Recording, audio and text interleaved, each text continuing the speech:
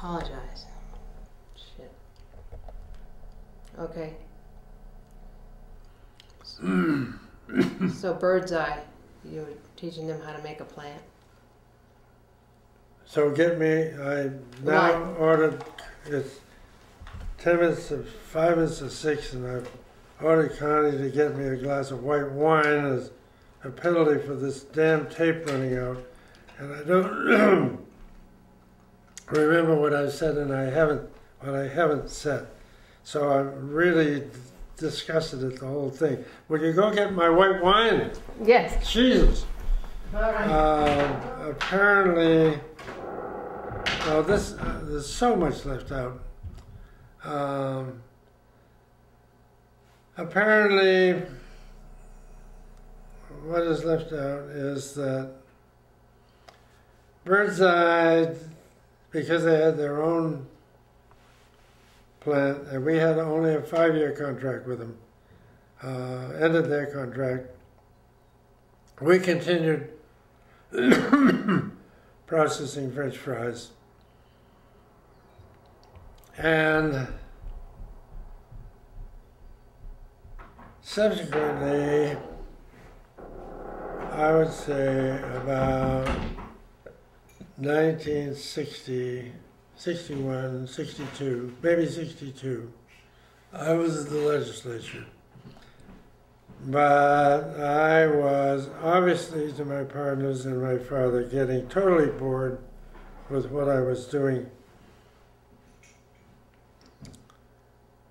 at our company, and nobody was, my father included, was moving me out of my slot as production manager in Pittsfield, Maine. And I was obviously getting bored with that, and I was running for the legislature, serving in the legislature, becoming majority leader of the House of Representatives. So I think that got their attention. And my father stepped down as president, maybe he was chairman of the board, and made me president. That was the first time I really got to look at the entire company. And it didn't take me long to decide, with what I saw for figures then and what I knew about the business, that we were going to go down the tube in short order. And that, in my estimation, the company had to be sold. This is something that had never entered the minds of my senior partners, all of whom were in their late 60s. However, two good things happened at that point in time. One, because of potato crop disasters in other areas and a shortage of French fries, we had the most profitable year we had ever had. The prices shot up, and we did very well. And at the same time, cheers,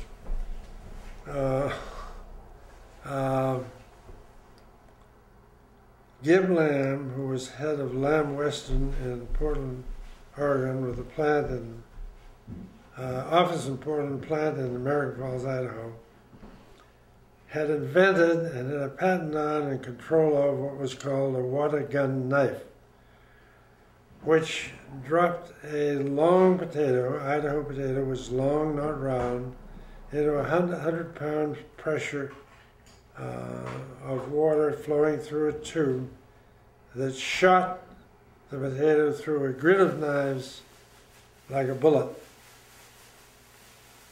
And contrary to other potato cutting mechanisms, delivered strength pieces the length of the potato instead of short, much shorter pieces that had been made in the various abrasive peelers at the time.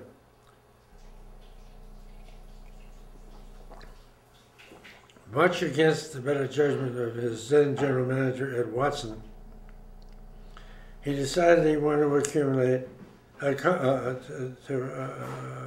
a East Coast French fry plant. So he sent his son, Paul, to Maine to investigate the acquisition of a Maine French fry plant. Paul called at Corinna. I wasn't there at the time. He went to Aroostook County to see the 2 or 3 plants that were up there and left word where he was going. I got back to Corinna. They told me he'd been there. Where he was, I called him and said, "Come back down here, I want to talk to you." He came back down. I talked to him, which sold him on the idea that of all the plants in Maine, we were the one, companies in Maine, we were the one to buy. He went back and convinced his father of that. I, in the meantime, had no idea whether I could convince my senior partners that that's what should be done, because they'd never even thought of it. And in fact, I did get their attention. Gib Lamb very much wanted to buy the plant, so he came out and negotiations started. As I say, we had a very profitable year, so we got a good price for the plant. I've forgotten what it was, over $2 million.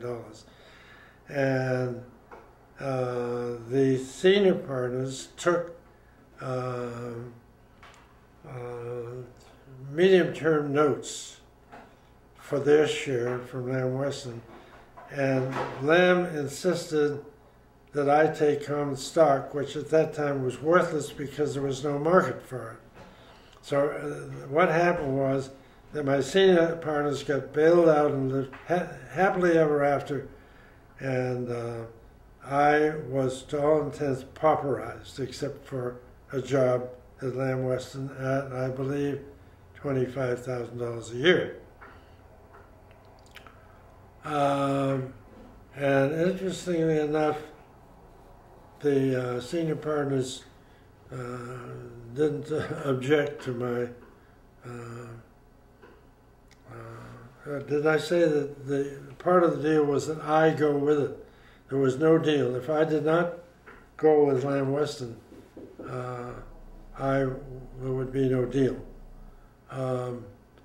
So it was go with Lamb Weston and take common stock. I did say to my esteemed senior partners, including my father, "Look, you've left me penniless, and I have a young family and no estate.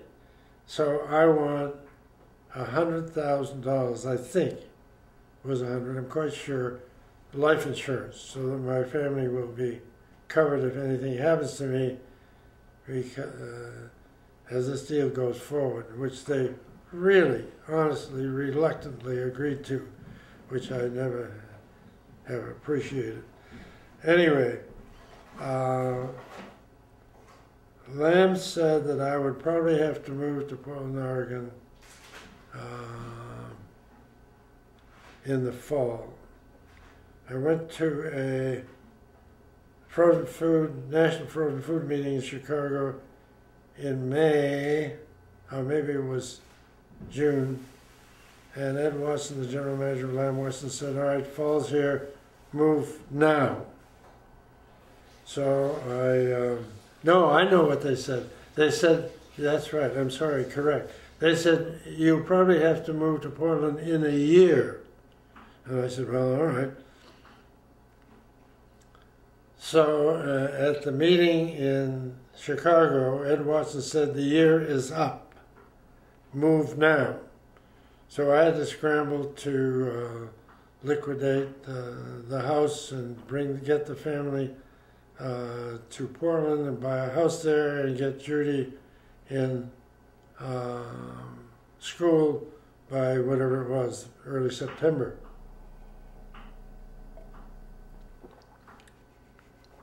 So subsequent to that, well, first, Bruce White, who was our treasurer and very conservative, had our plant and equipment insured at replacement value. Since we'd had it for a long time, that was very, very, very, very low amount of money. What did I say? Depreciated value. When Lamb Weston acquired us, Ace Newell, who was treasurer there and a very professional treasurer of a much larger company, 25 million at that time, and we were 3 to 4 million, I think, reinsured it for replacement value, which tripled or quadrupled the insurance on the plant.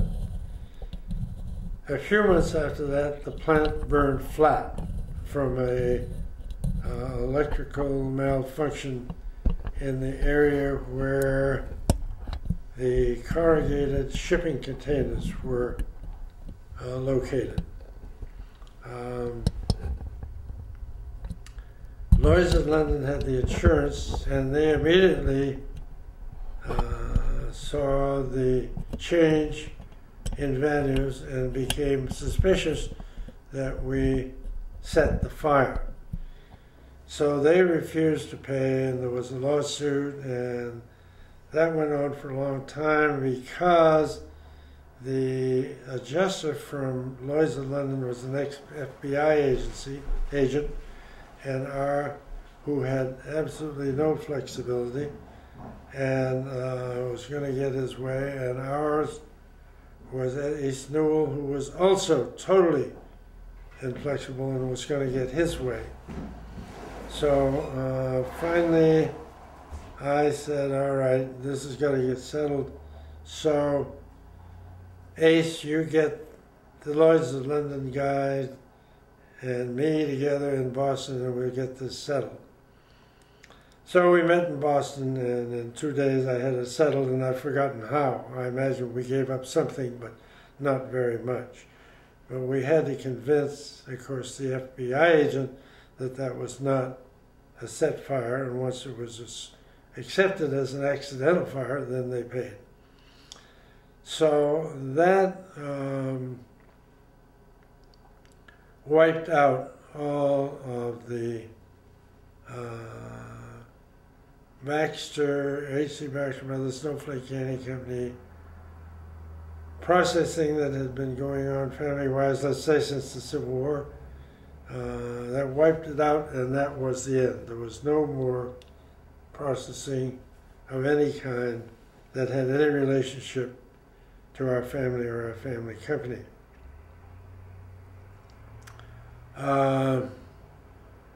So I think that's about it.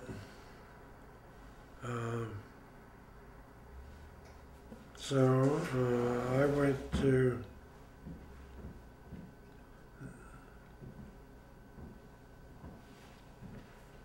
I guess the negotiations. No.